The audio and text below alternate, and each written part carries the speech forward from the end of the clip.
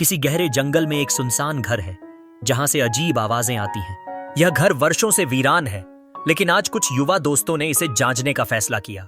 जैसे ही वे घर में प्रवेश करते हैं, दरवाजे की चरमराहट और हवा में फैलती हुई अजीब सी गंध ने उनका मनोबल तोड़ दिया।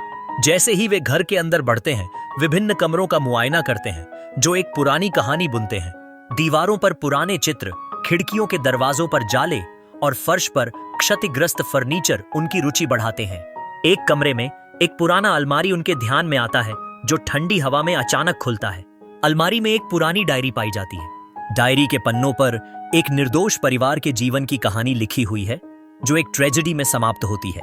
कहानी में दर्शाया गया है कि कैसे उनका अतीत भुतहा हो गया और उन्हें उनके घातक दुश्मनों से बचने के लिए अपनी जान बचानी पड़ी।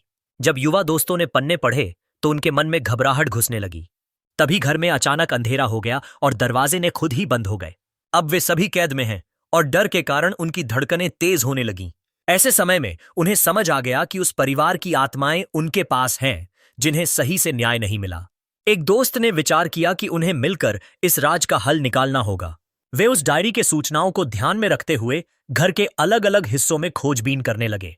अचानक उनके सामने एक पुराना जादुई आईना आया, जो वास्तविकता का एक नया चेहरा दिखाता है। आईने में उनकी परछाइयां अजीब रूप में बदलने लगीं, जिससे उनके अंदर का डर और बढ़ गया।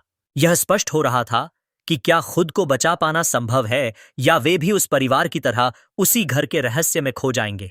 अंत में जब वे मिलकर एकजुट होते हैं, तो उन्होंने उस तनाव को तोड़ते हुए अतीत के भूतों का सामना किया। क्या वे अपनी जान बचा पाएंगे, या यह रहस्य उनकी अंतहीन नींद का कारण बनेगा?